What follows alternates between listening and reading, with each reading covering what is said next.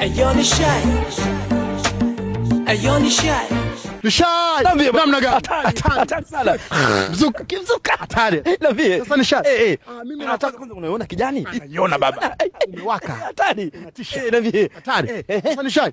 Mimi nataka nijue sera gani ambayo ilikukosha sana kutoka kwa mama jana. Sera ziko nyingi. Ndio. Unatakiwa kwanza unapokuwa mgombea unapokuwa kwenye stage. Unaongea na wananchi. Kwanza watu wanataka sera. Ndio. Hawataki matusi. Ndio.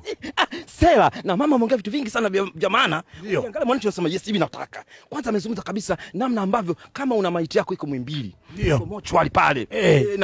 Na hauna namna na unadaiwa. Umeruhusiwa kwanza kuchukua huo mwili. Sawa, mkazike. Mkauzike. Baadaye mrudi, mlipe deni. Hatari sana. Hiyo sera moja kubwa sana. Na watu wanapata shida. Na unajua maiti huwa anaga kosa.